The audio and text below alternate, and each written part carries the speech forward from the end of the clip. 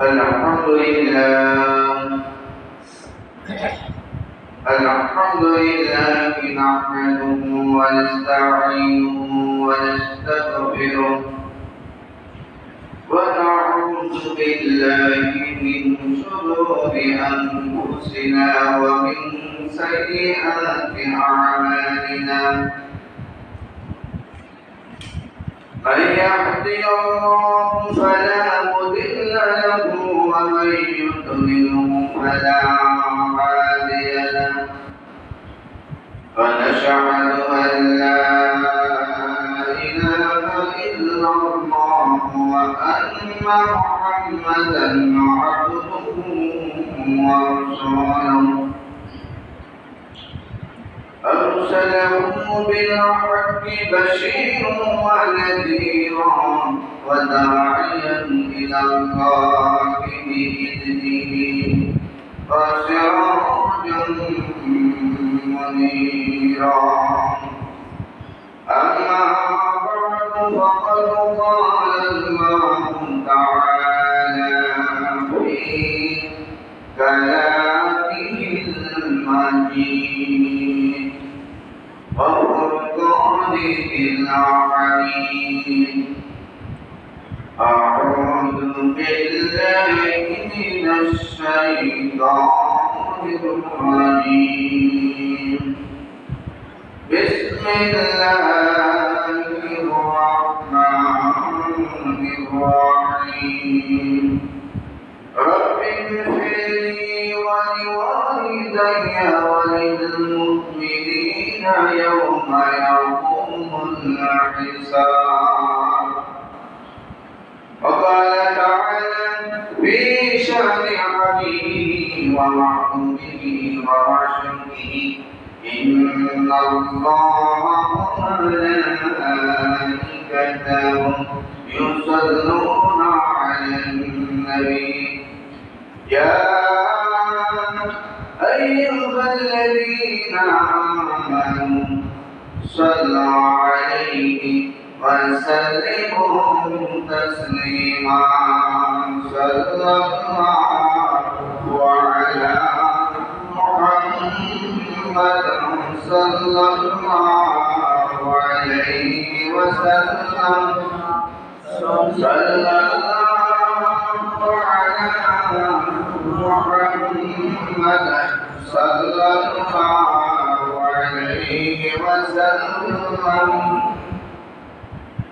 الصبح بعد من طلعته والليل ضجاع وبرده صلى الله على محمد صلى الله عليه وسلم صلى الله على محمد صلى الله عليه وسلم بلغ العلا بكماله كشف الدجى بجماله حسنت جميع خصاله صلى عليه وآله لا إله إلا الله لا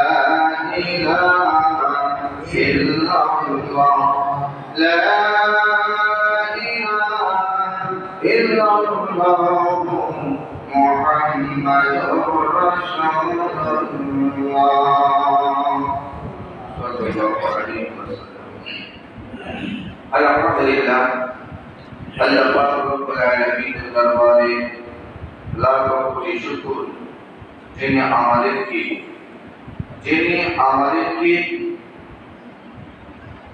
এই পবিত্র জুমার নামাজ আদায় করিবার উদ্দেশ্যে মহান আল্লাহ রাব্বুল আলামিনের দরবারে আসার মতো বসার মতো তৌফিক দান করেছেন।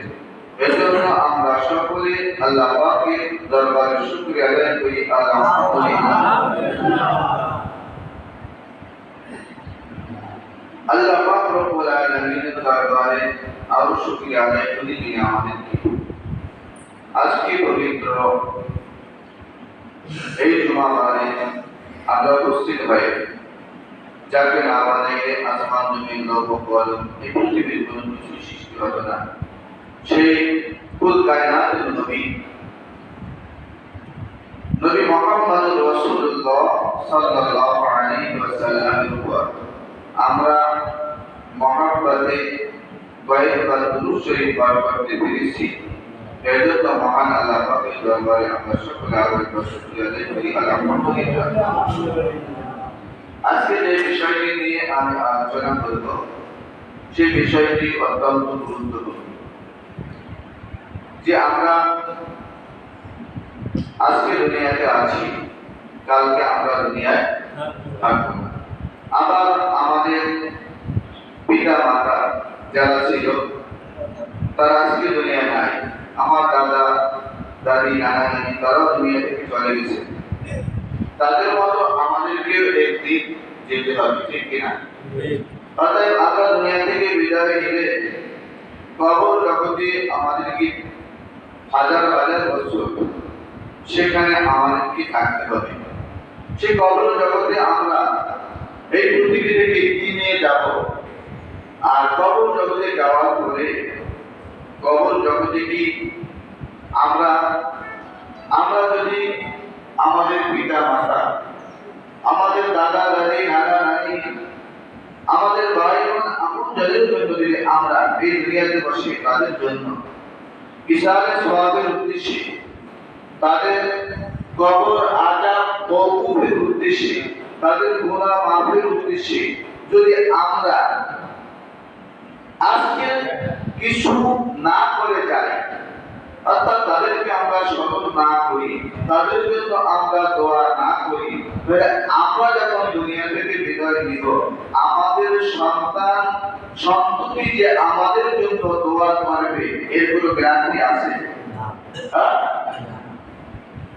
এজন্য আমরা যদি এই পৃথিবীর মধ্যে আমাদের পিতা মাতা দাদা দাদি নানা নানি আত্মীয় স্বজন ভাই বন্ধুদের জন্য যদি আমরা এই দুনিয়াতে বসে তাদের ইসলামের সওয়াবের উদ্দেশ্যে, তাদের রোহের মাগফিরাতের উদ্দেশ্যে, অর্থাৎ আমার বাবার রোহের মাগফিরাতের উদ্দেশ্যে, আমার মায়ের মাগফিরাতের রোহের মাগফিরাতের উদ্দেশ্যে, আমার দাদা দাদি নানা নানির রোহের মাগফিরাতের উদ্দেশ্যে যদি আমি দুনিয়াতে বসে তাদের জন্য কিছু আমল করে তাদের জন্য পাঠাই, কিছু নেকি যদি তাদের জন্য পাঠাই, কিছু দান সদকা করে যদি তাদের জন্য পাঠাই, তাহলে সেই দানটা কি আল্লাহ রাব্বুল আলামিন তাদের আমলনামায় পৌঁছে দেবে কি দেবে না?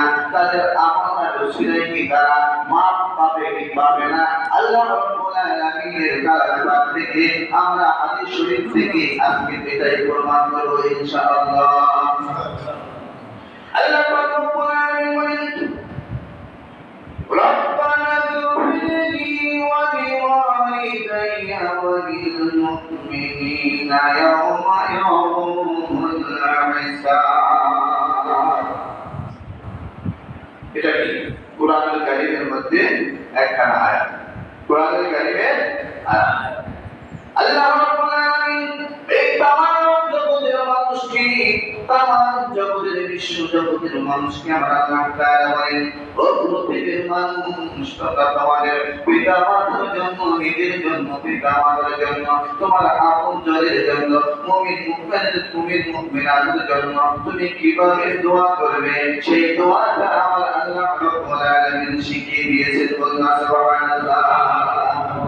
আল্লাহ বলেন রব্বানা গফিরলি, আমরা দোয়ার মধ্যে প্রায় বলে থাকি রব্বানা গফিরলি ওয়া লিওয়ালিদাইয়া ওয়া লিল মুমিনিনা ইয়াওমা ইয়াকুমুল হিসাব। কি দোয়া করি না? কিন্তু এই দোয়ার মধ্যে আমরা কি বলি? আল্লাহর কাছে কি চাই? আল্লাহ কি শিখিয়েছেন আমাদেরকে? দেখেন আল্লাহ রাব্বুল আলামিন কালামের পাক কত সুন্দর করে আল্লাহ তাআলা মানব জাতিকে শিক্ষা দিয়েছেন। আল্লাহ বলেন, ইয়া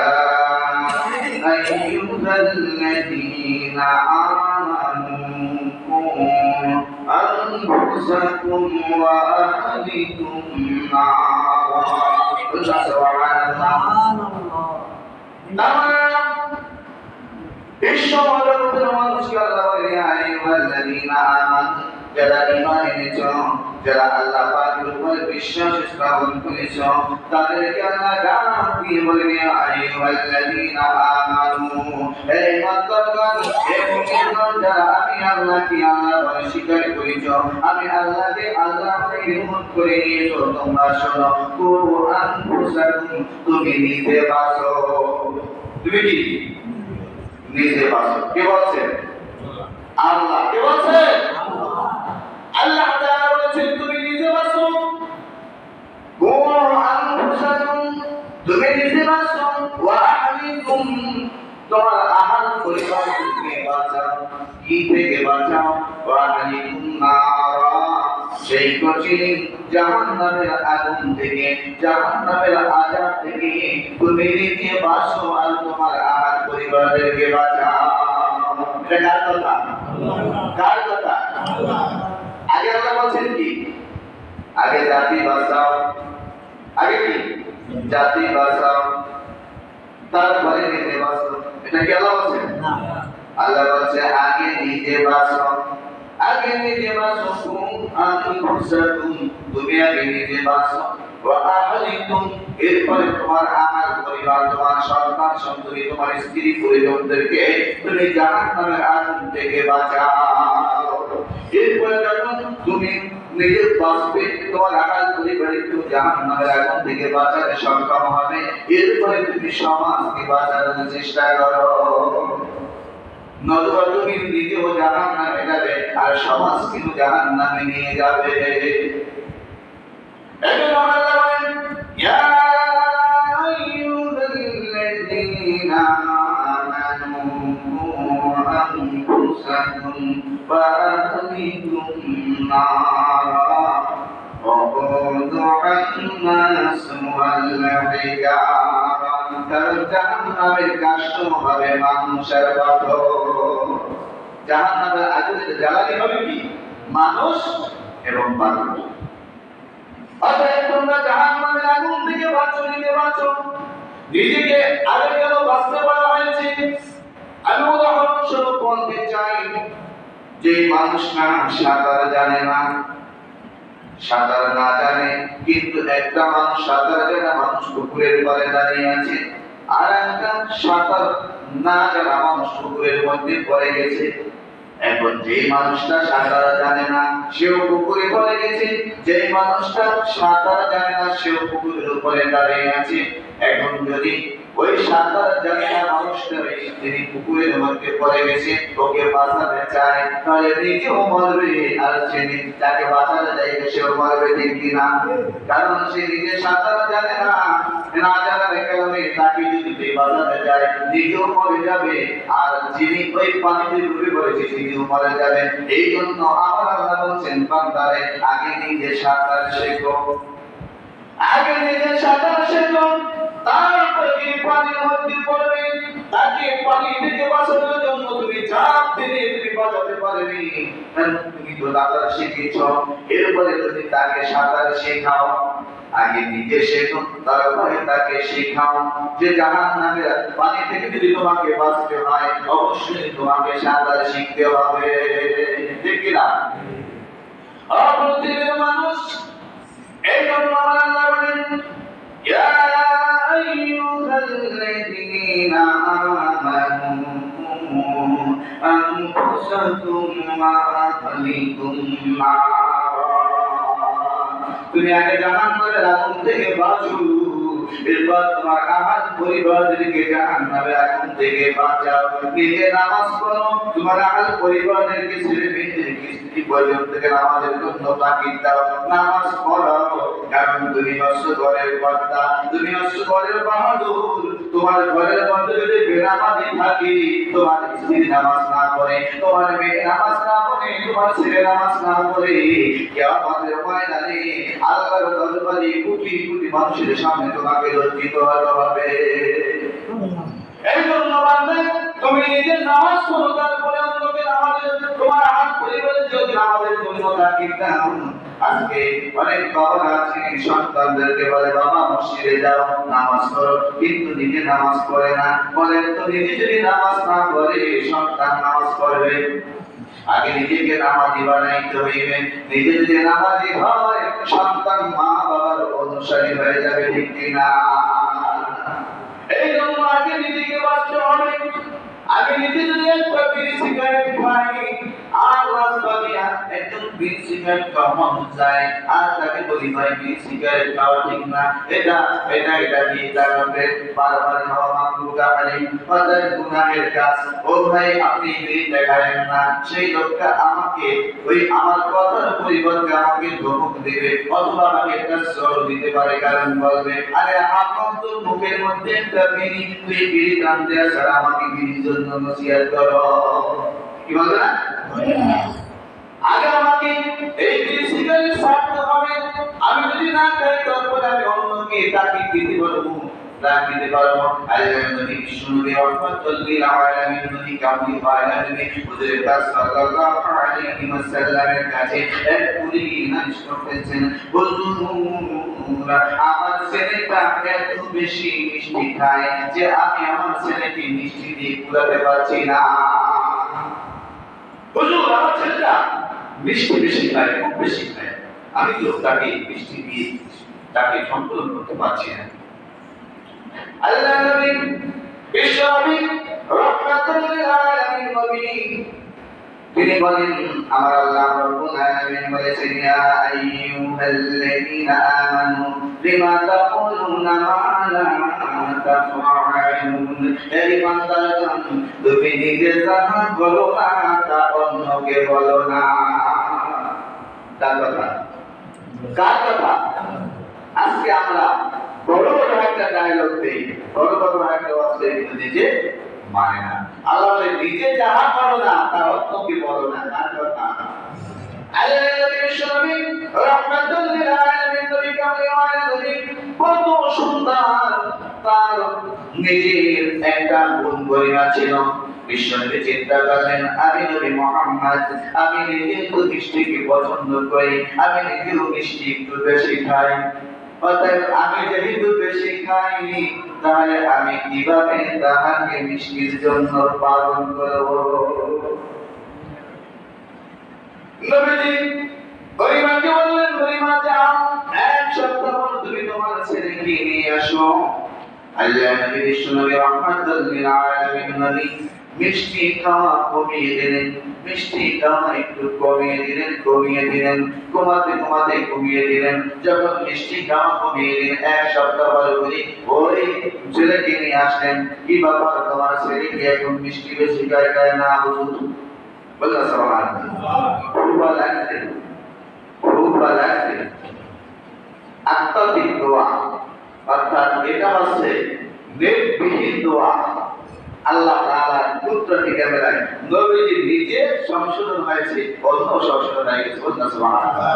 এটাই হচ্ছে নবীর মুজিজা। বলুন সুবহানাল্লাহ। আল্লাহ নবী বিশ্বনবী রাহমাতুল লিল আলামিন নবী কামলি আলামিন নিজেও সংশোধন হলেন, অন্যকেও সংশোধন হয়ে গেল। এই জন্য বলতেছি ভাইরা, আমি যেটা বলতে চেয়েছি যে আল্লাহ পাক রব্বুল আলামিন বলেন নিজে বাঁচাও, তারপর আমার পরিবারকে জাহান্নামের আগুন থেকে বাঁচাও। তাহলে আমাদেরকে জাহান্নামের আগুন থেকে বাঁচতে হবে, ঠিক কিনা? এই বাঁচতে হলে জানতে হবে আজকে আমাদের থেকে 20 বছর আগের দিকে যদি আমরা একটু তাকাই, 20 বছর আগে অথবা 25 বছর আগে যদি আমাদের একটু খেয়াল করি, আপনারা দেখবেন এমন কোন দিন নাই যেই দিন আমাদের বাড়ি থেকে কোরআনের আওয়াজ না আসে, ঠিক কিনা? শুধু তাই নয়, 20-25 বছর আগে দেখবেন প্রতিটি ঘরের মধ্যে কমসে কম বছরে একদিন দোয়ার অনুষ্ঠান হয়েছে, মিলাদ হয়েছে, কোরআন তেলাওয়াত হয়েছে, দোয়ার অনুষ্ঠান হয়েছে। অর্থাৎ পিতা মাতার জন্য দোয়া আয়োজন করা হয়েছে, দাদা দাদির জন্য দোয়ার আয়োজন করা হয়েছে, ঠিক কিনা? আজকে সমাজ থেকে দোয়া উঠিয়ে নেওয়া হয়েছে, দোয়া নাই, অর্থাৎ মিলাদ নাই, দোয়াও নাই, কোরআন তেলাওয়াত না, অর্থাৎ মাইকে কোরআন তেলাওয়াত করতো, এটা না যায়, ফতুয়া দিয়ে সব উঠিয়ে দিয়েছে। আজকের বাবার জন্য দোয়া হয় না, দাদার জন্য দোয়া হয় না, নানার জন্য দোয়া হয় না। আপনি কি মনে করছেন আপনি দুনিয়া থেকে বিদায় নিলে আপনার জন্য দোয়া হবে? না না, এই আশা করা যাইতে পারে না। কেলা গাছের ফুল থেকে কেলা গাছই হয়, কাঁঠাল গাছের মুখ থেকে কাঁঠালই হয়, ঠিক কিনা?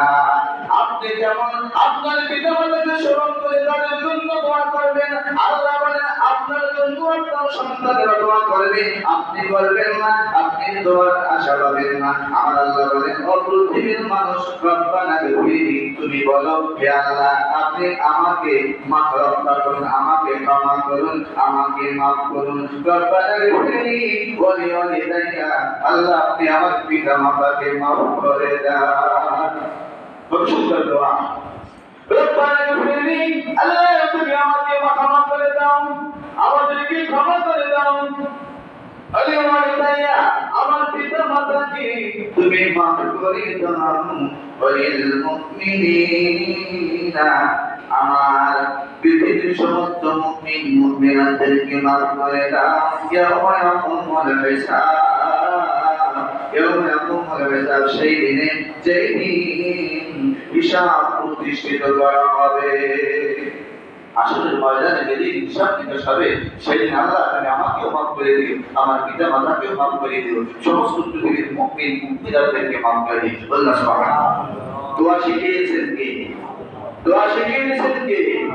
আল্লাহ বলেন দোয়া করো তুমি, তোমার পিতা মাতার জন্য আল্লাহ দোয়া শিখিয়েছেন, নিজের জন্য দোয়া শিখিয়েছেন, পিতা মাতার জন্য দোয়া শিখিয়েছেন। এখানে আমি যেটা আগে বলতেছিলাম, কেন আমি এই আয়াতটা টানলাম, ইয়া আইয়ুহাল্লাযীনা আমানু ওয়া আনফুসাকুম, আয়াতটা কেন টানছি? এই আয়াতের পরিপ্রেক্ষিতে এই আয়াতটা টানা হয়েছে যে আল্লাহ প্রথমে কি বলছে, রব্বানা গফিরলি, হে আল্লাহ তুমি আমাকে বাঁচাও, আমাকে মাফ করো, ক্ষমা করো। আগে নিজে কি বলছে, কাকে?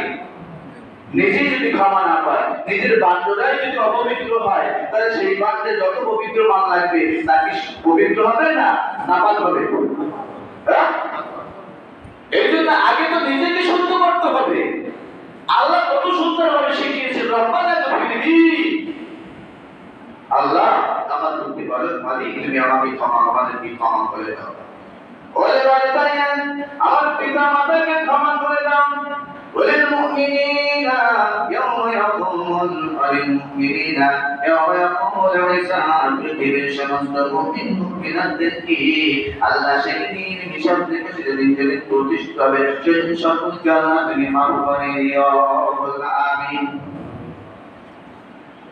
অতএব আমরা দুনিয়া থেকে বিদায় নিব, আমাদের পিতা মাতার জন্য যদি, দাদা দাদি নানা নানির জন্য যদি আমরা দোয়া না করি, তাহলে আমাদের সন্তানেরাও কি করবে না।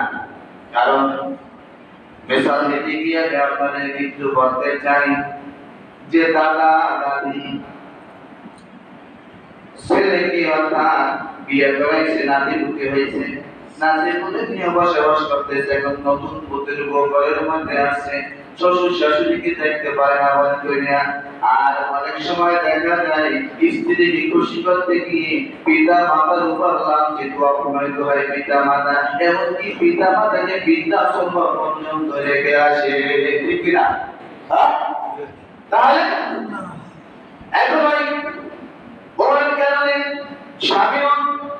স্বামীও বাইরে যখন বাড়ি যায় তখন বাড়ির মতো বের হয়, ঘরের মধ্যে যখন যায় বিদেশের মতো ঘরের মধ্যে ঢোকে, অর্থাৎ বাহিরে পায়, ঘরের মধ্যে বিদেশ চাও, অর্থাৎ স্ত্রীর কাছ থেকে বিলয়। এটা কোনো পুরুষের স্বভাব হতে পারে না। পুরুষ সেই গেলে থাকে, বাইরেও যেমন বাদ, ঘরেও বাদ। আমার টাকায় সংসার চলবে, আমি আয় রোজগার করবো, আর আমি আমার স্ত্রীর দাসত্ব করবো, গোলামি করবো, এটা কাপুরুষ ছাড়া আর কিছু হতে পারে না, ঠিক কিনা? ওদের বউ দাদার স্বামী শ্বশুর শাশুড়ি দেখতে পারে না, কি করে মাঠে মাঠে খাবার দেয়, মাঠে মাঠে কি খাবার দেয়, কি দিয়ে খাবার দেয়, লোডায় লোডা মাঠে খাবার দেয়, হ্যাঁ শ্বশুর শাশুড়ি খাবার মাঠে দিয়ে। এখন বাইতুল মেয়ে ওই দাদায় মারা গেছে, এখন ওই যে মাতুল নিয়ে যে লোডাটা ওইটা নাতি তাহলে বাইরে ফেলাই দিই, এখন ওই যে সুন্দরকে দুই আম দেখেছে আর বাবাকে কেউ দিলে আলাদা তাই মা বাবা এরা আনন্দ না দেয় কি করবো বাকি কয় দেখো বাবা তো আমার দাদা যদি এইটা নাইটা খাওয়ান দিয়েছো আর তুমি যদি পুরো হও তোমাদের তো এইটা নাইটা আমাদের তৈরি এই জন্য তো এইটা লাগবে, এই জন্য কি এইটা লাগবে।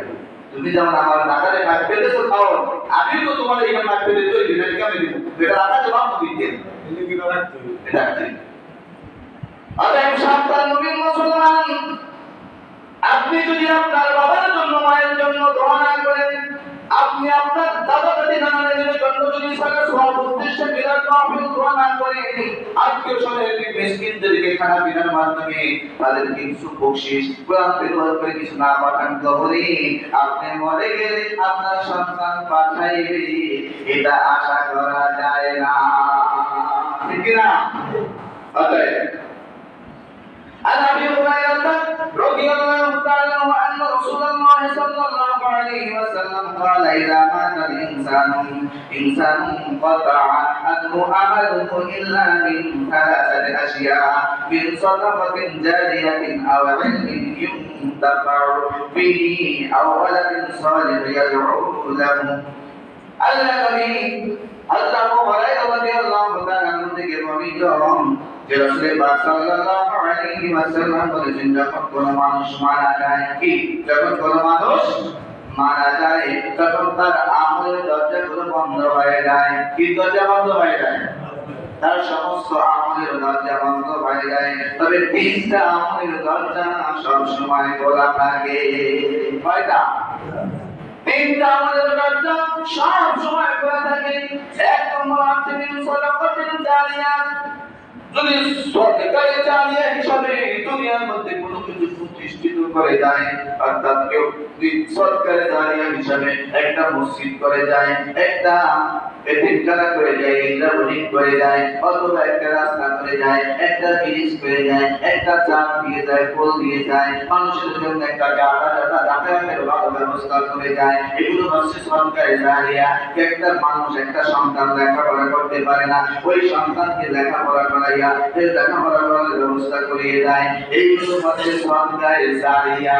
একটা সন্তান একটা মানুষ বিবাহ করতে কামে বিবাহ দিতে পারে না, সেই মেয়েকে সুন্দরভাবে বিবাহ করাইয়া দেয়, বিবাহ দিয়ে দেয়, এগুলো হচ্ছে সদকায়ে জারিয়া। এই রকমের কোন সদকায়ে জারিয়া কোন কাজ যদি কোনো মানুষ দুনিয়ার মধ্যে করিয়া যাইতে পারে, আর মৃত্যুর পরে ওইটা যদি জারি থাকে, একটা মসজিদ করে গেছে, মসজিদটা কিয়ামত পর্যন্ত জারি থাকবে, কিয়ামত পর্যন্ত কবরে তার আমলনামায় সওয়াব পেতে থাকবে, বলনা সুবহানাল্লাহ। একটা ওযুখানা করে গেছে, ওই ওযুখানাটা যতদিন ব্যবহার হবে, যত মানুষ ওযু করবে, ততদিন তার আমলনামায় নেকি বসতে, বলনা সুবহানাল্লাহ। একটা টয়লেট বাথরুম করে গেছে, যত মানুষ এই টয়লেট বাথরুম করবে এর দ্বারা যত নেকি হবে, মানুষ উপকৃত হবে, মানুষ তার সর্বপ্রথম তার ক্লান্তি দূর করে ওখান থেকে সে পাক পবিত্র হবে, নেকি হবে না? এই যত নেকি হবে তার আমলনামায় কিন্তু মানিয়ে তার কিয়ামত পর্যন্ত পৌঁছাবে। এটাকে বলে সদকায়ে জারিয়া। কি বলে? একটা ফ্যান দিয়েছে, এই ফ্যানগুলো মানুষ দিয়েছে না, হ্যাঁ, এইগুলো সদকায়ে জারিয়া। কি এই যে একটা লাইট দিয়েছে, একটা গড়ি দিয়েছে, এই যে ওইখানে মসজিদটা করে দিয়েছে, টাইলস দিয়েছে, এই মসজিদের বিল্ডিং করছে যারা আছে, এই যেভাবে তার সবগুলো সদকায়ে জারিয়া, সদকায়ে জারিয়া। এটা মৃত্যুর পরে সওয়াব তার আমলনামায় পৌঁছাবে, এটাকে বলে সদকায়ে জারিয়া। দ্বিতীয় নাম্বার আছে আর ইলমিন ইউনতাফাউ বিহি ওয়া তাকুকারি বিদ্যা। যদি কোনো ব্যক্তি একজন মানুষকে আলেম বানাইয়া যাইতে পারে, কি বানাইতে পারে? একজন মানুষকে আলেম বানাইছে, অথবা সে ইলম শিক্ষা দিয়েছে, ইলম শিক্ষা দিয়েছে আল্লাহর রাস্তায়, আল্লাহর রাস্তে কোরআন শিক্ষা দিয়েছে, আল্লাহর রাস্তে ইলম শিক্ষা দিয়েছে, এটাকে বলে উপকারী বিদ্যা, উপকারী ইলম। এই ইলম যদি কেউ করে যায়, অর্থাৎ তার দ্বারা একজন কোরআন তেলাওয়াত শিখছে, ওই কোরআন তেলাওয়াত শিখতে ওয়ালা ব্যক্তি যত মানুষকে কোরআন শিখাইবে, এরপরে সে যত মানুষকে কোরআন শিখাইবে, একজন মানুষকে আলেম বানাইছে, সে আবার অন্যকে আলেম বানাইবে, আবার সে তাকে আলেম বানাইবে, এভাবে কিয়ামত পর্যন্ত যত পুঁজি আসবে সব ওই ব্যক্তির আমলনামায় জমা হবে। কিন্তু যারা এই আমল করবে তারাও সওয়াব পাবে, তাদের সওয়াব কমবে না, কিন্তু সম পরিমাণ সওয়াব ওই ব্যক্তি সরকারি জানি হিসেবে কবরে পাবে। আল্লাহ সুবহানাল্লাহ। এই জন্য যে সমস্ত ছেলেমেয়েরা এই শিক্ষা করতে পারে না, গরিব মানুষ, তাদেরকে সাহায্য পাশে দাঁড়াই দেবে। নিজের সন্তান নাই, নিজের সন্তানের আলেম বানাইতে পারলাম না, কিন্তু আমার নাতি আছে তাকে আলেম বানাই, নাতিকে পারলাম না, পুতি আছে পুতিকে বানাই, পুতিকে পারলাম না, পাশের বাড়ি একজন গরিব মানুষ সন্তান আছে তাকে মাদ্রাসায় ভর্তি করে দিয়ে আলেম বানাই দিতে পারি। ওরা যদি আলেম হয় আর আল্লাহর দরবারে দোয়া করে ওরা অন্যজনকে শিখাবেন, শিখে যখন ইলম শিক্ষা করবে সমস্ত ইলমের সওয়াব ওই উপকারী বিদ্যা হিসাবে ওই ব্যক্তির মৃত্যুর পরে তার কবরে পৌঁছে যাবে। আল্লাহ সুবহানাল্লাহ। এটার নাম হচ্ছে উপকারী বিদ্যা। আল্লাহ সুবহানাল্লাহ। অতএব এই যে এটা হচ্ছে উপকারী বিদ্যা। 3 নম্বর আছে আওয়ালাদিন সালিহিন ইয়াদউ লাহু। যদি কোনো ব্যক্তি কোনো নেককার সন্তান দুনিয়ার মধ্যে যাইতে পারে রেখে, যদি কোনো ব্যক্তি দুনিয়ার মধ্যে কোনো নেককার সন্তানকে দুনিয়ার মধ্যে রেখে যায়, ও বন্ধুরে পৃথিবীর মধ্যে কোটি কোটি সম্পদের মালিক বানাইয়া লক্ষ লক্ষ টাকার গাড়ি বাড়ি বানাইয়া আপনি যদি একটা কুসন্তান দুনিয়ায় রেখে যান, এইটার জন্য আপনারা জাহান্নামে যাওয়ার একটা পথ তৈরি হইয়া যাইবে। বলেন নাউযুবিল্লাহ। ও বন্ধুরে গাড়ি বাড়ি বানাইয়া কোটি কোটি টাকার মালিক বানাইয়া একটা সন্তান রাখছেন, সন্তানটার গাঁজা খায়, মদ খায়, বিড়ি খায়, সিগারেট খায়, নামাজ নাই, রোজা নাই, পর্দা নাই, বেহায়াপনা দুনিয়ার মধ্যে চলে। ওই সন্তান কিয়ামতের ময়দান কবরের মধ্যে ওই মা বাবাকে বলেছে, তারা বলবে, ও দুনিয়ার মানুষটা, তুমি দুনিয়ার মধ্যে থেকে কেমন একটা সন্তান রাইখা আছো? সেই সন্তানটা মদ খায়, জুয়া খায়, মাগিবাজি করে, মানুষের উপর জুলুম করে, গাঁজা খায়, সিগারেট খায়, বাবা খায়, খাইতে খাইতে কি অবস্থা হচ্ছে, নামাজ পড়ে, রোজা রাখে না, আজকে কেমন কুসন্তান দুনিয়ার মেয়াদে রাইখা আছো? এই জন্য কবরে ফেরেশতারা আযাব তাকে দিতে থাকবে। আর যদি লক্ষ লক্ষ টাকার গাড়ি বাড়ি তোমার নাই, ব্যাংক ব্যালেন্স নাই, তুমি সামান্য একজন মানুষ, কিন্তু দুনিয়ার মধ্যে সামান্য তুমি সলিমুদ্দিন করিমুদ্দিন, দুনিয়ার মধ্যে একজন সামান্য মানুষ, সাধারণ মানুষ, কিন্তু দুনিয়ায় তুমি একজন নেককার সন্তান, একজন হাক্কানি আলেম বানাইয়া দুনিয়া থেকে বিদায় নিছো। একজন হাক্কানি আলেম অথবা একজন নেককার সন্তান তুমি দুনিয়াতে বানাইছো। ওই সন্তান তুমি মৃত্যুর পরে 5 ওয়াক্ত নামাজ আদায় করে, নামাজের পরে আল্লাহর কাছে বলবে, আল্লাহ তুমি আমার মা বাবাকে তেমনি ভাবে দেখো যেমনি ভাবে আমার ছোটবেলায় আমার মা বাবা আমাকে দেখেছেন, আমাদের প্রতি রহম করেছেন। রব্বির রহমহুমা কামা রাব্বায়ানি সগীরা। কি বলবে? রব্বির রহমহুমা কামা রাব্বায়ানি সগীরা। আল্লাহ তুমি আমার পিতা মাতার উপর রহম করো, তুমি আমার পিতা মাতার উপর দয়া করো, তুমি আমার পিতা মাতাকে বাঁচাও। আল্লাহ তুমি আমার পিতা মাতার প্রতি দয়া করো, যেভাবে আমাকে আমি শিশু অবস্থায় যখন আমি খাইতে পারতাম না, যখন আমি উঠতে পারতাম না, যখন আমি বসতে পারতাম না, যখন আমি দুনিয়াতে আইসা কিছুই করতে পারি নাই, আমার পিতা মাতা আমাকে কত সুন্দর করে লালন পালন করেছে, যেভাবে আমাদের প্রতি রহম করেছে। আল্লাহ তুমি আমার পিতা মাতাকে কবরে হাসরে মিজানে খুঁজতে আমার পিতা মাতার প্রতি রহম করো। বান্দা চাই নেককার সন্তান যদি চোখের পানি ভরাইয়া ওই পিতা মাতার জন্য দোয়া করে, রব্বির রহমহুমা كما ربياني صغيرا আল্লাহ ওই সন্তানের একটা সন্তানের চোখের পানি গড়াইয়া নিচে পড়ার আগে মা দমন করো রাজা বাজামান করে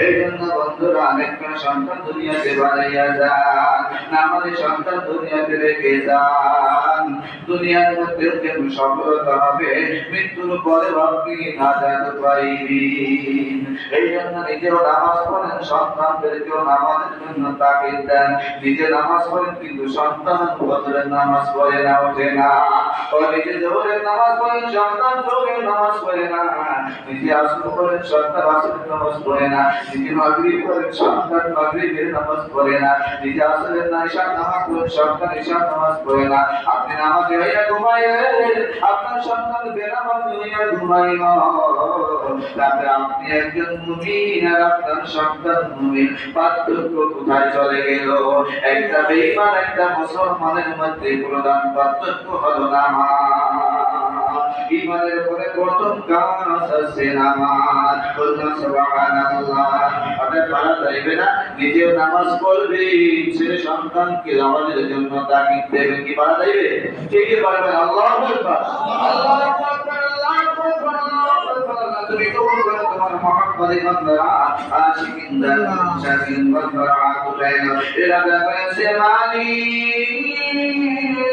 আমি গুনাহগার এই মসজিদের মেম্বারে বসে আমি আল্লাহ তোমার দরবারে নিয়ে করলাম তোমার মুহাম্মাদি বান্দাদের মনের নেক মাকাম সুবহান করে দাও সকল সন্তানগুলোকে দেখো সন্তান হিসেবে কবুল করে দাও আমিন আল্লাহ পাক নবী সাইয়্যিদুল মুরসালিন ইমামুল মুরসালিন রাহমাতুল লিল আলামিন নবী কামলি ওয়ালা নবী ওদের পাক সাল্লাল্লাহু আলাইহি ওয়াসাল্লাম বলেন হে আল্লাহ একজন ব্যক্তি নবীর কাছে এসে বলেন হে আল্লাহ রাসূল আমার মা মারা গেছেন আমি যদি তার পক্ষ থেকে দান করি তাহলে কি দান সেই দানের কোন উপকার আসবে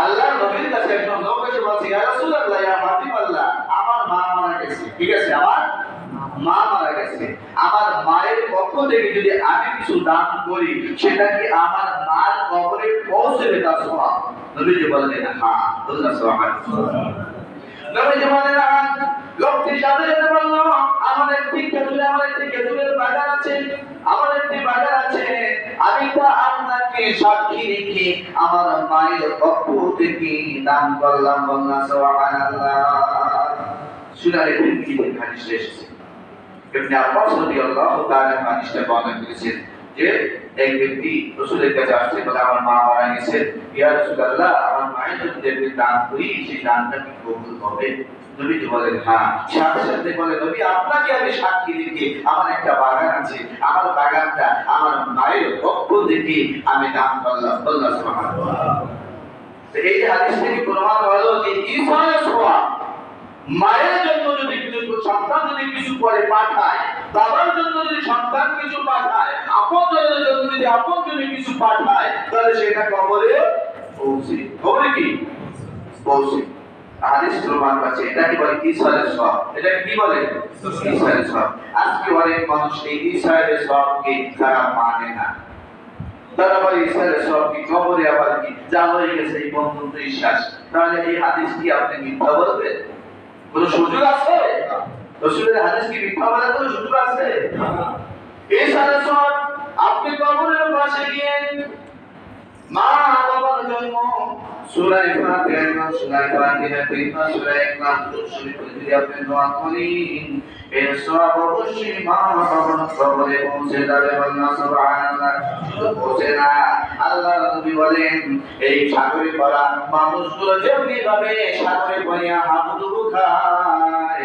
আর তাকাই দেখে কিছু দরিয়া তার জীবনটাকে বাঁচানো যায় কিনা ঠিক না লঞ্চ ডোবা মানুষ দেখছে লঞ্চ চলছে এটা দৃশ্যকে দেখছেন ট্রলার লঞ্চ চলছে দৃশ্যকে দেখছেন মানুষ বাসতে দেখছেন তো সময় কি কেউ দেখেন না কেন হ্যাঁ আমি দেখছি অর্থাৎ লঞ্চ ডুবে গেছে মানুষগুলো বাইরে সাঁতরাই যেতেছে, তখন তার মনটা কিরকম ছটফট করছে যে দেখছে কিছু পাওয়া যায় কিনা, বাঁচা যায় কিনা, কেউ আসে নাকি আগাইয়া, ঠিক কিনা?